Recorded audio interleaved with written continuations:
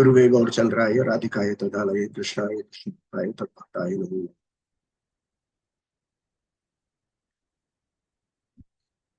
सर्वप्रथम मैं अपने शिक्षा गुरु श्रीमान सामदास प्रभु एवं निताई सेवनी माता जी के चरण कमलों में दंडवत प्रणाम करते हुए उनसे कृपा भिक्षा की याचना करता हूँ। तत्पश्चात मेरे समक्ष श्रीमान रेमना बिहारी प्रभु उनके चरणों में दंडवत प्रणाम करते हुए उनसे आशीर्वाद की याचना करता हूँ। और जितने भी वैष्णव हम यहाँ पे एकत्रित हुए हैं,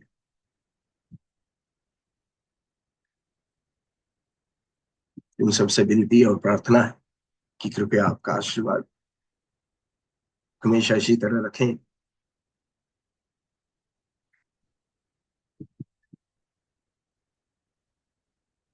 श्रील सुखदेव गोस्वामी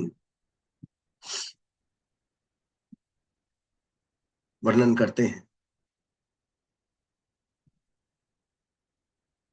वर्णन कब करते हैं? जहां जिस सभा में प्रहलाद महाराज, उद्धव जी, बलि महाराज, अर्जुन और सारे पार्षद उपस्थित थे।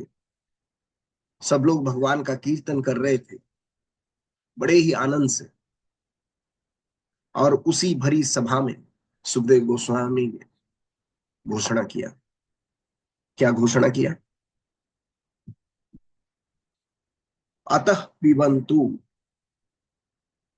सद्भाग्यात् मामा मुंचति करहिचित्।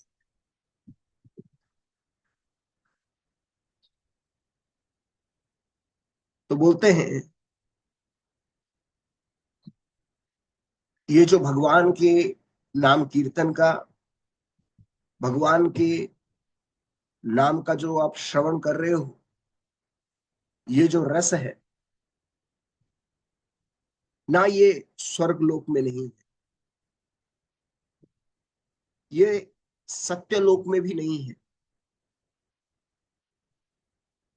ये मृत्यु लोक में भी नहीं है, ये इंद्र लोक में भी नहीं है, ब्रह्मा के लोक में नहीं है और कैलाश में भी नहीं है। कैलाश की बात छोड़िए, ये जो है वैकुंठ में भी नहीं है। अतः पिबंतु सद्भाग्यात् मामा मुंचति करहिचित्।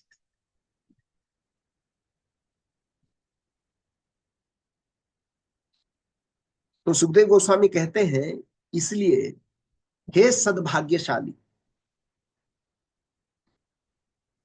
इस पृथ्वी पे रहने वाले लोग, आप भगवान की इस कथा को सुनिए, इसे छोड़िए मत। ये रस इसी पृथ्वी पर है जो अभी आपको प्राप्त हो रहा है।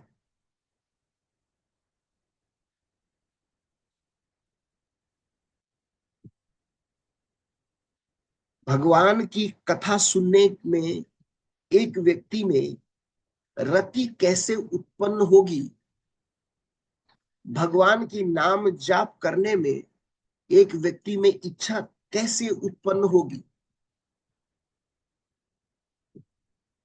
तो श्रील प्रभुपाद वर्णन करते हैं, जितना ज्यादा समय हम भगवान की कथा सुनने में, जितना ज्यादा समय हम देंगे नाम जपने में, तो वो एग्जाम्पल देते हैं, एक किसान कितना समय देता है अपने खेत में? क्या वो बीज बो के आ जाता है और 1-2 महीने के बाद वो जाकर फसल काटता है?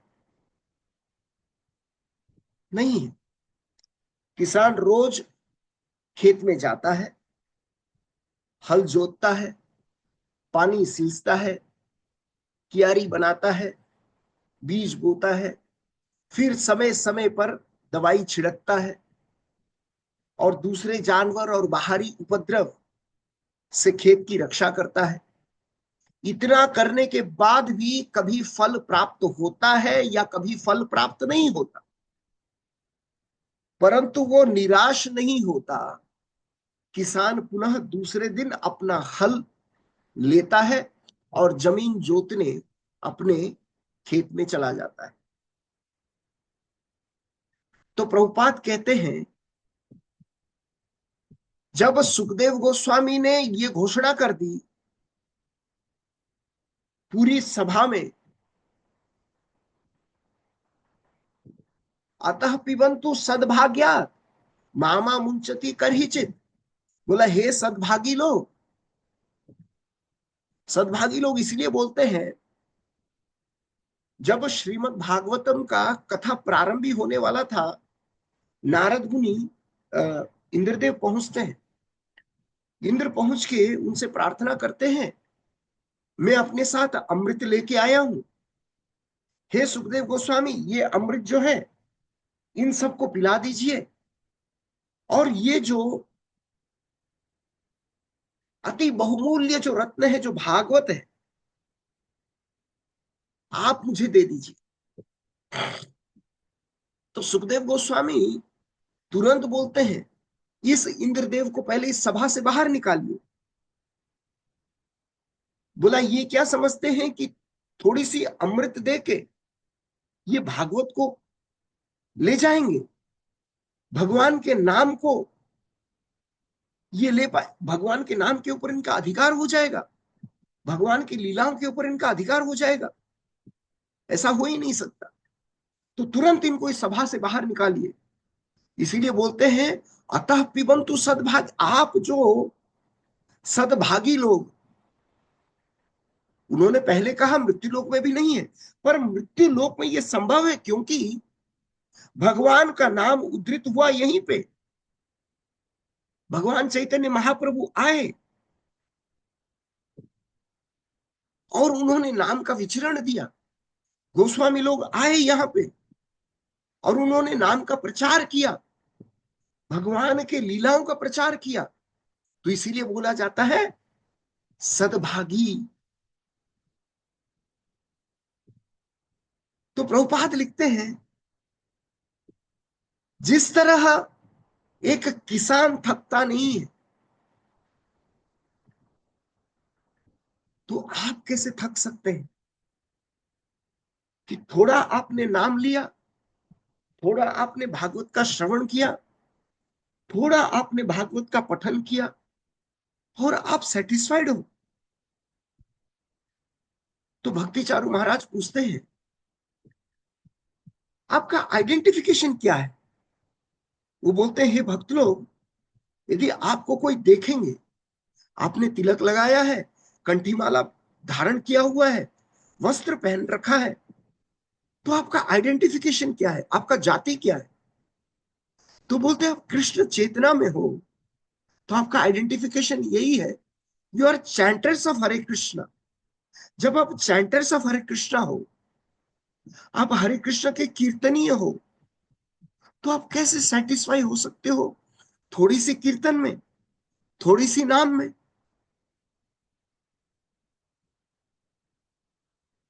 तो भक्ति चारू महाराज व्यासदेव के चरित्र को समझा रहे हैं। जब द्वापर युग के अंत में और कलयुग का प्रवेश हो चुका था, तब व्यासदेव ने अनेक ग्रंथ, अनेक शास्त्र, अनेक पुराणों का रचना किया। रचना करके अपने विविध शिष्यों को पढ़ाए उन्होंने, और सोचे इन शास्त्रों को धारण करेंगे ये मेरे शिष्य लोग, और ये जन सामान्य में फैलाएंगे, और सबकी जो है ज्ञान में वृद्धि होगी, यश फैलेगा। तो उन्होंने क्या किया, ऋग्वेद को पैल मुनि को पढ़ाया, सामवेद को जैमिनी ऋषि को पढ़ाया, यजुर्वेद को वैशंपायन मुनि को पढ़ाया, और अथर्ववेद को सुमंतु मुनि को पढ़ाया। इतिहास और पुराण जो है रोमहर्षण सूत को पढ़ाया। इतना रचना करने के बाद व्यासदेव मन में शंका कर रहे हैं, मैंने वेद पुराण इतिहास महाभारत गीता की रचना किया, फिर भी मन में ग्लानि हो रही है, शांति नहीं है, सुख नहीं है, मेरे शरीर में जलन जैसी स्थिति हो रही है, उत्पन्न हो रही है। मैं कैसे क्या करूं?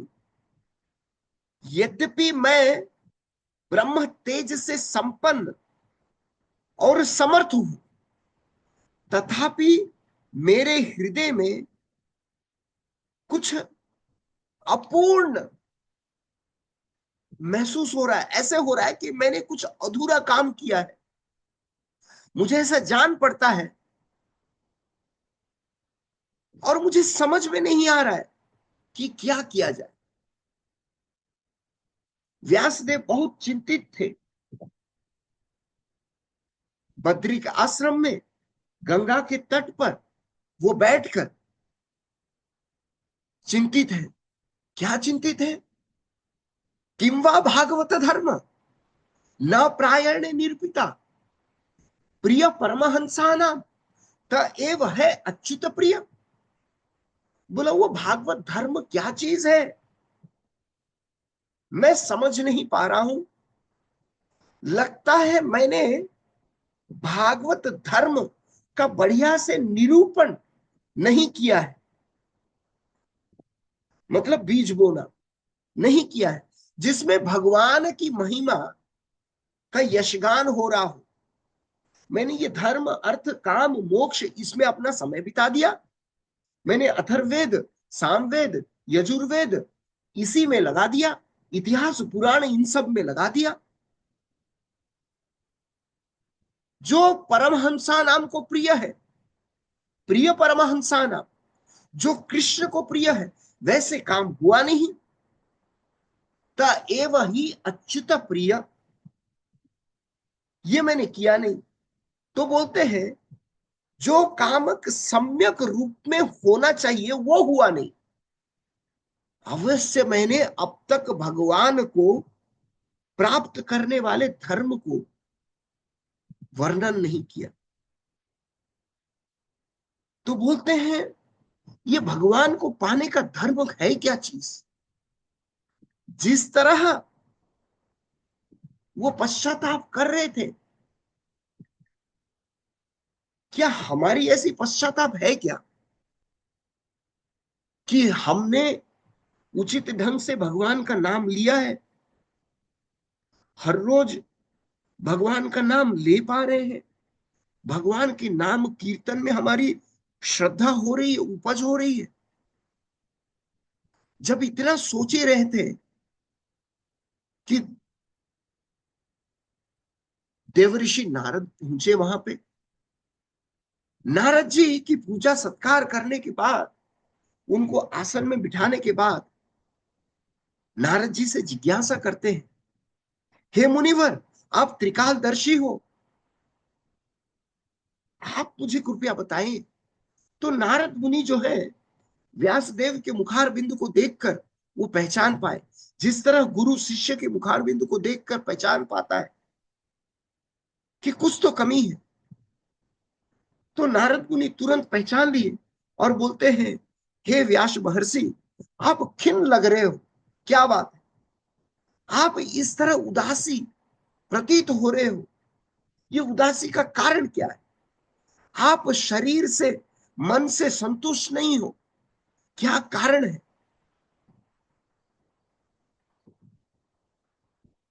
हे पराशर्य महाभाग, भागवत कचित आत्मना, आपने जो कुछ वेद शास्त्र का वर्णन किया है, रचना किया है, क्या आप संतुष्ट हैं?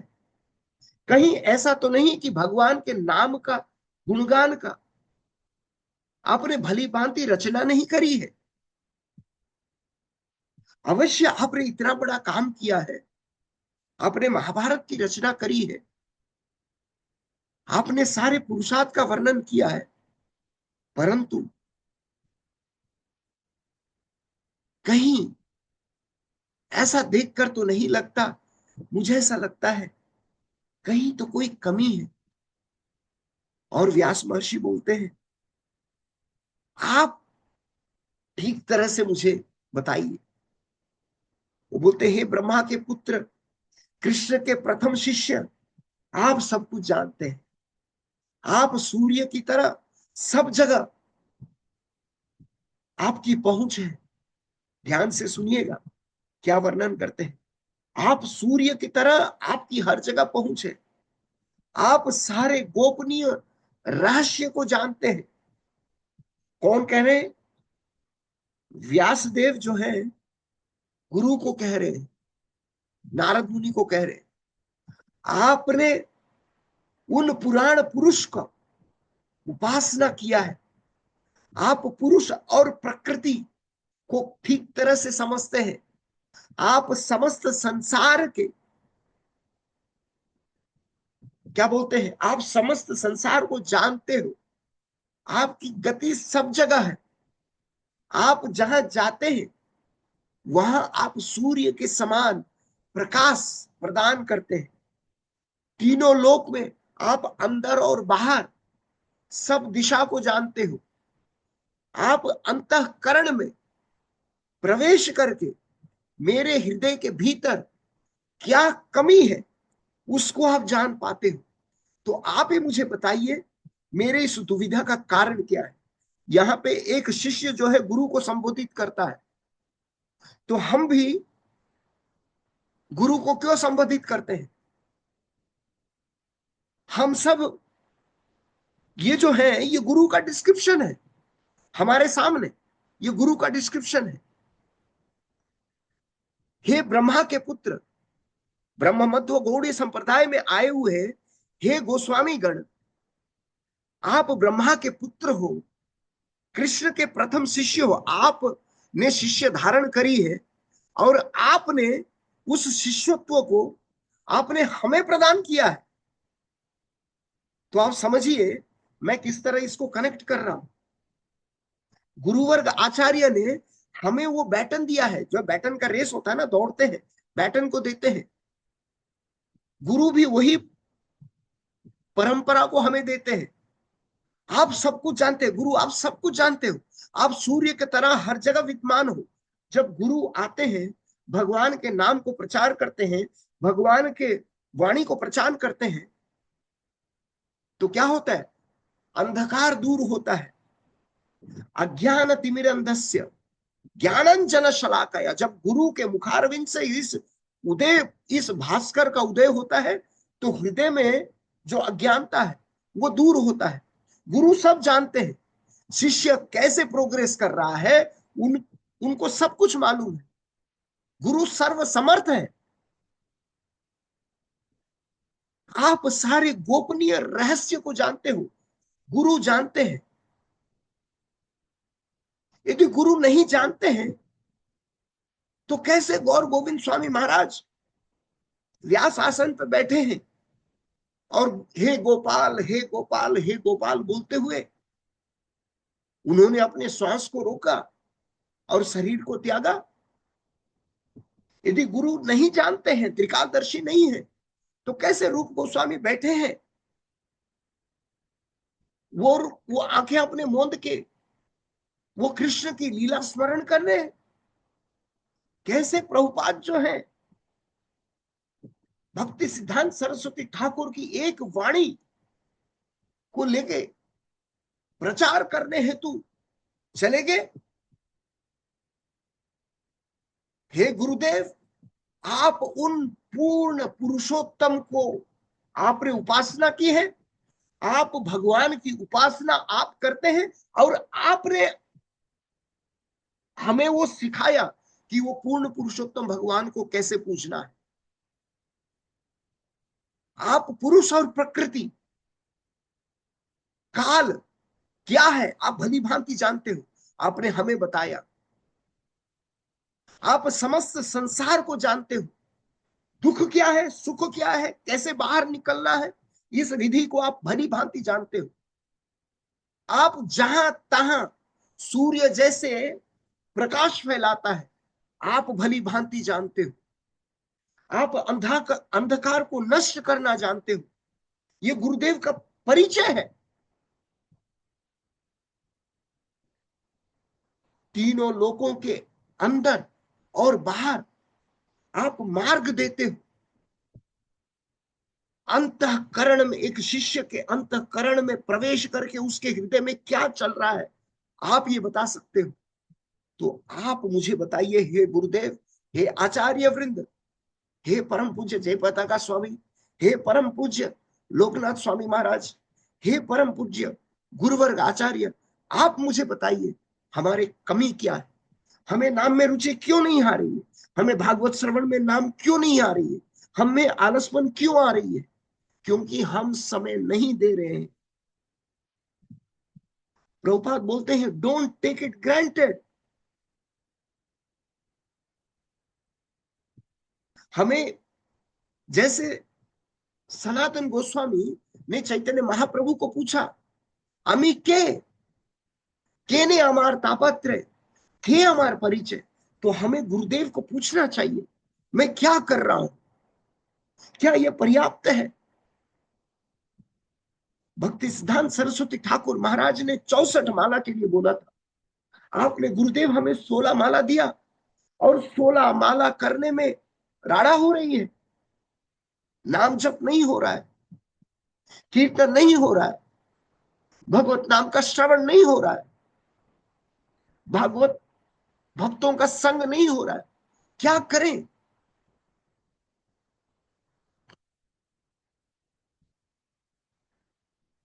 तो जिस तरह नारद मुनि ने सुनने के बाद व्यास देव को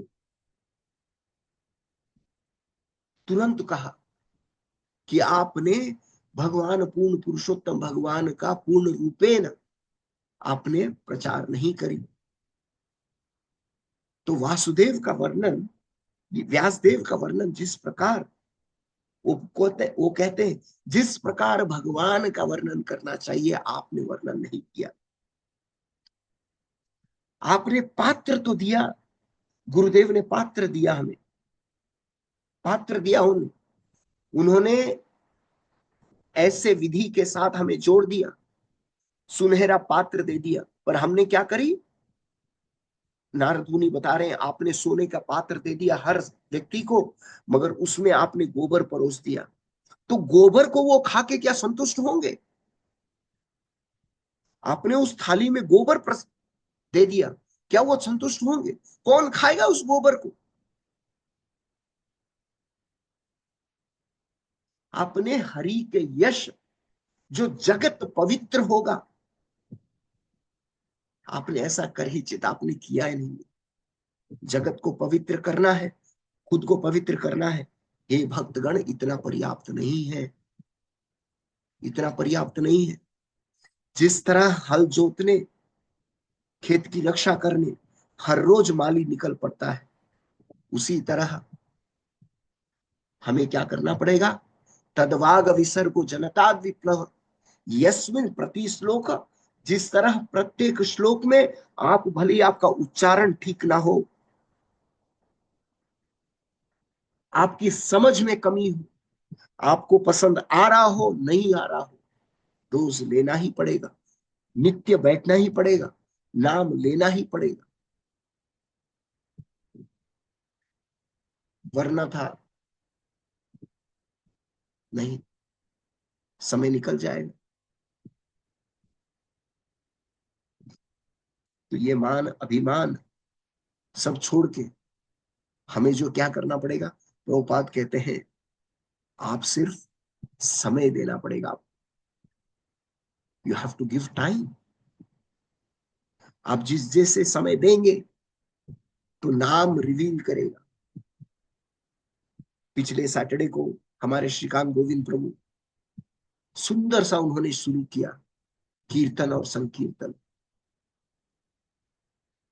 बहुत ही, आप सोचिए एक व्यक्ति जब प्रयास करता है किसी लेक्चर्स को सुन के, पीपीटी प्रेजेंटेशन और ये जो सिनॉप्सिस बनाने के लिए कितना समय बिताता है, कितना समय देता है। और हम जो है बड़े आनंदित होके, भक्त लोग जो है स्लाइड्स का फोटो ले रहे थे, प्रभु जी से बात कर रहा था, तो प्रभु जी किसके प्रॉफिट के लिए, प्रभुपाद ने किसके प्रॉफिट के लिए, तो इसमें भी प्रॉफिट एनालिसिस यदि लेंगे तो प्रभुपाद ने कौन से किसके प्रॉफिट के लिए उन्होंने घर छोड़ा, वृंदावन छोड़ा, और वो प्रॉफिट को हम नहीं ले रहे। उस प्रॉफिट को ऐसे ही हम जो है बस, भक्ति चारू महाराज बोलते हैं इस्कॉन डिवोटी मतलब कृष्णास डिवोटी, और कृष्णा डिवोटी मतलब सततम कीर्तयंतो माम भजताम प्रीति पूर्वक। जब सततम कीर्तयंत होगा, भजत प्रीति पूर्वक होगा, तब जाके भगवान बुद्धि योग देंगे, तब जाके स्क्रिप्चर्स रिवील होगा, नाम रिवील होगा, भक्त रिवील होंगे। अन्यथा जिस तरह कौआ जाके कूड़े करकट में बैठता है और का करता है, वो परमहंस की जगह पे जाके नहीं बैठता। कौआ का परमहंसों के जगह पे जाके बैठने का वो हंस का काम है, सारग्राही। तो भक्त को सारग्राही कहते हैं।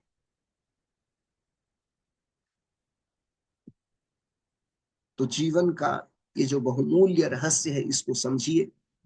गुरुदेव क्यों प्रयास कर रहे हैं हमारे सामने, भक्ति गौर नारायण महाराज हमारे साथ, हमारे भक्ति भिक्षा में जो है ऐसे ऐसे गुरु महाराज के शिष्य हैं।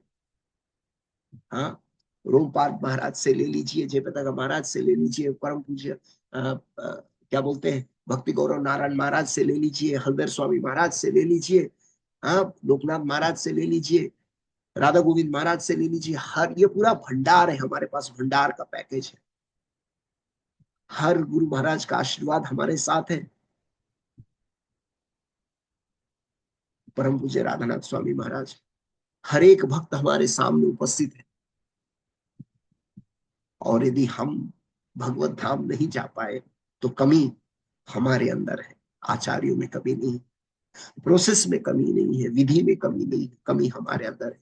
उस कमी को पूरा हमें करना है।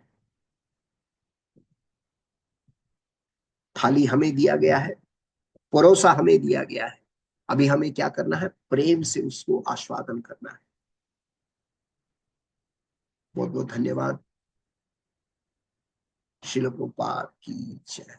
हरे कृष्ण।